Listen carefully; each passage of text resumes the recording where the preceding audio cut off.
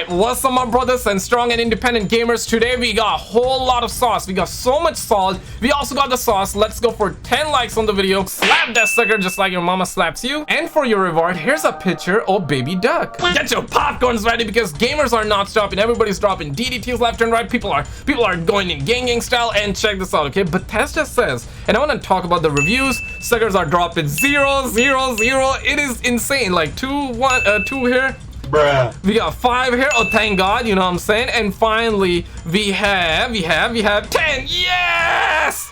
We got a 10 out here. We have the homie DreamcastGuy going in gang as well. Now check this out. Bethesda says most of Starfield's 1,000 planets are dull on purpose because when the astronauts went to the moon, there was nothing there, but they certainly weren't bored. Everybody clap it up, you know? Exploring is supposed to be a reward in itself. I swear to God, these suckers are out of their goddamn mind, dog. You guys telling me that you purposely designed those planets, you purposely made those planets to be dull because in real life, you know, they are dull. Bro, it's a different kind of thrill. Sitting in the spaceship, going to the moon, landing on the moon, that's a different kind of thrill, okay? You're not gonna be getting the same thrill while playing the game, but okay, I guess valid. You guys let me know in the comments what y'all thinking. And this is absolutely insane. Emergency meeting, Stud Muffins, emergency meeting. Tom Warren reported because Bloomberg audience question was, why did you not optimize Starfield for PC, Todd Howard? And Todd Howard responded by saying, we did. You might need to upgrade your PC. Roll it, check this. This is sauce, bro. I asked our audience, what would you ask Todd? Big question from many. Why did you not optimize this game for PC? We did. It's running great. It is a next-gen PC game. We really do push the technology, so you may need to upgrade your PC for this game, but it's got a lot of great stuff going on in it, and the fans are responding awesome. Yeah, fans are responding awesome. Let's get down to the fans. And I love the fact that the homie Phil laughed the second he said that we did it. You might need to upgrade your PC. That's what we're talking about, you know? Gamers are in the wrong. It's the gamer's fault at the end of the day. It's the toxic gamer's fault. But one of the toxic gamers, Stud Muffin athlete or toxic gamer, you guys decide. Man says, I have a Ryzen 9 5900X and 3080 Ti. Bruh, that's like NASA computer right there. With 9th, the Windows and Steam version that of Starfield that causes my computer to restart completely when the game crashes. The Xbox Series X and S, however, got no issues, and I'm like 30 hours and that plays through. That's kind of like the sentiment, right? Some are dropping zeros, others are dropping 10s out of 10s. I have a 4090 and get garbage FPS. PC version is hardly optimized. Tom Warren says that, but what CPU though? Yep, that's valid, that's important. Everybody's just going off right now, and this video just went viral, like 7.5 million views on Twitter. Although it's Twitter views, it's not like the real views, but you get what I'm saying, right? That is crazy. And guys, we also have the reviews. Now, I definitely want to know. Get your cat meters ahead. I want to know, do you think that these are undercover Xbots? Or do you think these are Sony ponies? Or do you think these are actual like Xbox fanboys? I want to know, like, who do you think is rating? But here's the thing though, 5.9 aka 6 is not a bad score though. I know suckers want 10s out of 10s, and in this day and age, if you do not give a game 10 out of 10, then the game is considered trash. Guys, like, once you give a game or anything in this matter 10 out of 10, that tells me that there is no improvement needed. That tells me that it's perfect. You know what I'm saying? I want to know your reviews. Some suckers are saying 7, some are giving it 6. In this case, it's sitting at 5.9, but obviously, you know, the game does not deserve 0. Like, come on, man. Like, 4, okay, 4 maybe, right? From this guy's experience, he's sharing his experience. 77 out of 137 users found this helpful. 2, 1, yeah, the 2s, the 0s, the 1s, these are, come on, man, like, yeah, right, like, the game is definitely not a 1, the game is definitely not a 0, the game is definitely not a 2, right? Like, what y'all doing? This is why I cannot trust these reviews, right? Because Xbox would give it 10 out of 10, Sony ponies would give it 0 out of 0, or 0 out of 10 in this matter. Man gives 5, yeah, 5, that's kind of valid, right? 5, 1, 2, 0. See, like 0, 0, 0, 0, 0. Okay, finally 10, finally. I don't get it, boys. I don't get it. But let's get down to the homie Dreamcast guy. This is gonna be funny, boys. Let's go for 10 likes, guys. 5 pom pom to the Bombo Clot. That it does feel like some Xbox fans also seem to be hating the game.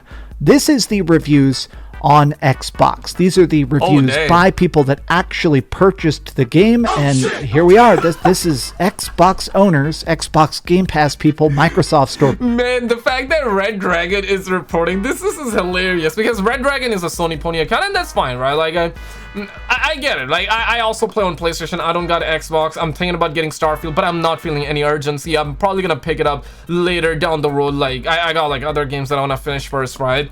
But Starfield's sitting at 2.8 out of 5, so that's like almost like that's kind of like almost 6. If it was 3 out of 5, that means it's 6. Now 6 rating is not bad, but suckers are dropping ones. Genuinely though, if you drop 3 or 4 in this case, I kind of understand. It's not like a 10 out of 10, guys. Let's be real. If you give a game 10 out of 10, most games are not 10 out of 10, and most games are not zeros as well. For GTA Trilogy Defective Edition, I would say even that is not a 0. That would be like easily 2 or 3, right? Bruh. You know, but Dreamcast guy also gave GTA Trilogy. Suckers always bring up that he gave it like 9 out of 10 or something to that GTA Trilogy the Defective Edition. So this is why suckers are having a hard time believe the reviews, you know what I'm saying? People, and it's primarily getting 1-star reviews. 2.810. I mean, maybe Xbox fans are review bombing their own game, but it's kind of interesting just to see on Xbox an Xbox exclusive being shredded so much. But I feel like some people are also just mad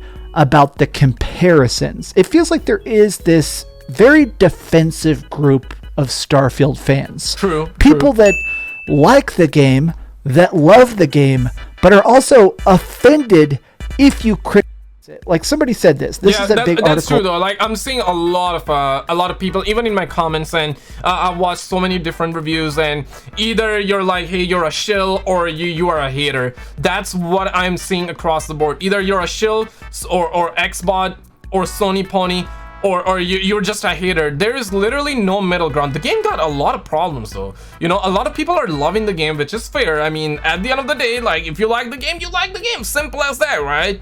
If you don't like the game, you don't like the game. Simple as that. But the game is not a 10 out of 10. The game is also not a 0 out of 0. There is literally no middle ground. Like, guys, I don't like where this is going, right? Because in this day and age though, it's getting harder and harder to find like actual reviews of the game, because there's so many Xbox channels that are not being truthful. Guys, you know who I'm talking about. You know for the fact, and you know, whenever we're gonna get like some Sony Pony games, do not trust blindly the reviews from the PlayStation channels. I'm gonna say that. Do your own research, your due diligence. Do your own due diligence. Do not believe everything blindly, and also don't be like pointing fingers at, nah, you're a shill, you're a hater, you're a Sony Pony, you're an Xbox. From today has said Baldur's Gate 3 was a huge leap forward for RPGs. Starfield feels like a stumbling step back. Now, I will admit this. I feel like this is a very unfair comparison. Baldur's Gate 3 is one of the best RPGs ever. It just happened to release right around the time. Oh my god, I could be wrong. I could be wrong, but the way this is going, the way this was about to go, or I thought it was about to be, where, you know, the homie Dreamcast guy is gonna say you cannot compare the two because Baldur's Gate is like different, you know, Starfield is different, which is valid, which is facts, but the homie's like, Baldur's Gate, masterpiece, and I feel like that he's gonna say Starfield is like a bruh. I'm a Starfield, but I am doing my best also to not compare them because they're just very different styles of depth. Baldur's Gate 3 is an incredibly deep, crazy world with 10,000 different ways to play it.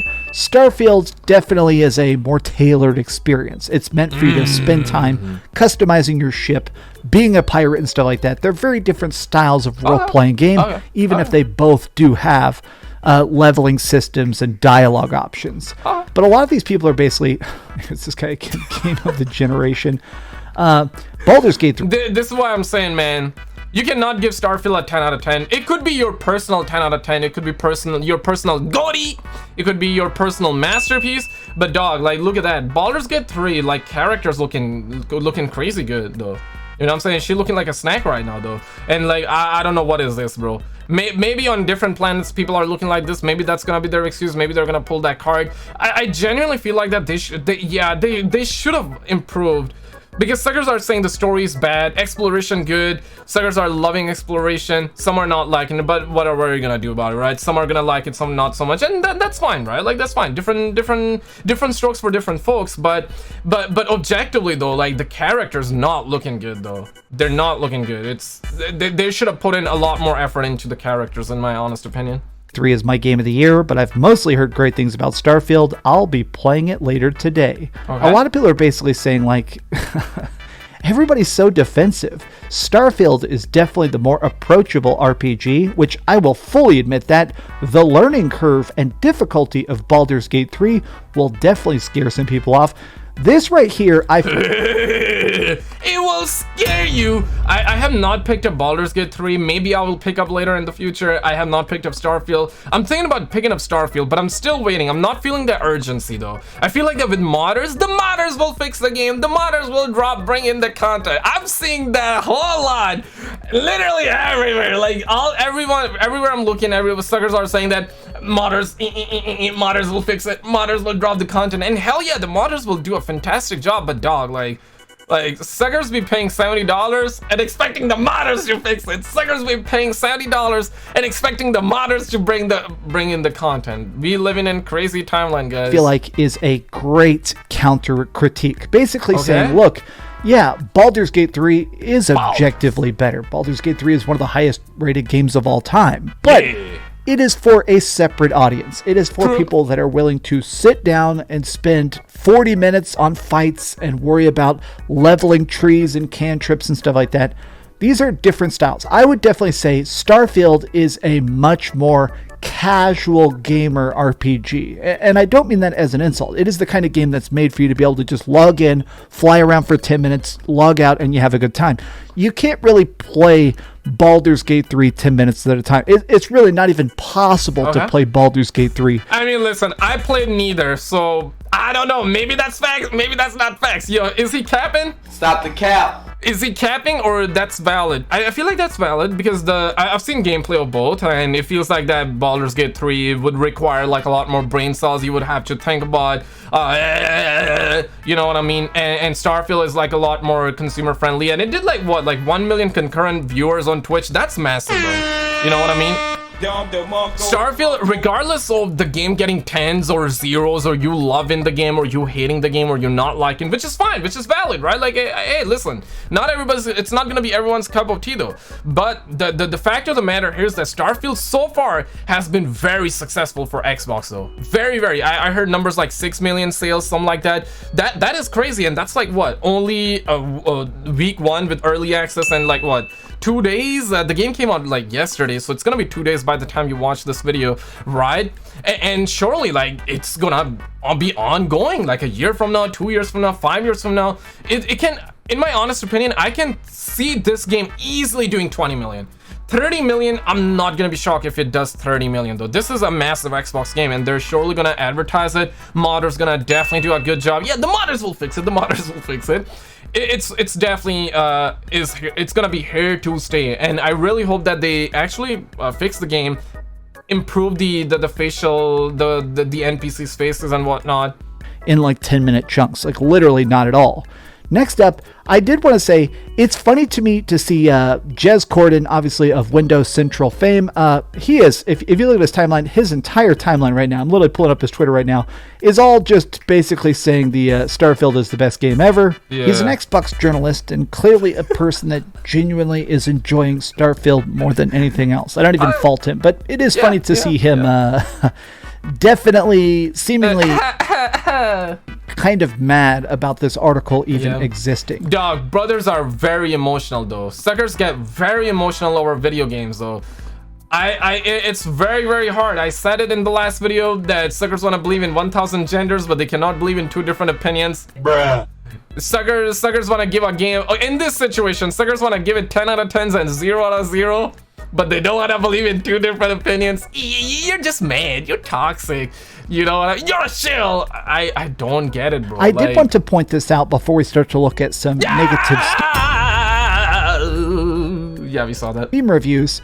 Today, Bloomberg did a thing where people could call in and ask questions to Todd Howard, the director of Starfield, and somebody basically said, the game runs like crap on my PC, and Todd Howard actually just told the guy to upgrade his PC. Valid. I've heard a lot of people say that the optimization is really not great on Starfield, so I mean, I'm kind of on this person's side. It seems like it runs pretty decent. It ran great on my PC, but I have a very high-end PC. It's just funny to see the director of a game telling you to buy computer parts to play his experience. But now I wanted to take a look at some Steam reviews because it feels like the breakdown is more negative than I thought it was going to be.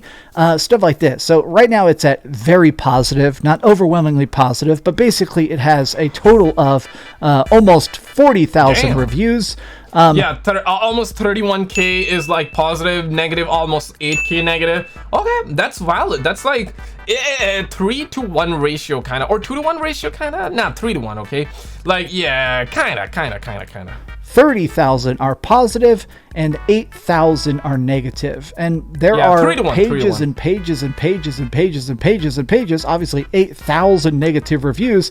A lot of people just saying that the game isn't very good. I grinded out I grinded out this game's main. Let me actually do it. I grinded out this game main story during the few days of early access or premium edition pre-orders for all the marketing of the game being vast, highly replayable, and has over 1,000 planets to explore. The universe feels very, very small and mostly empty. Damn, son, that is wild.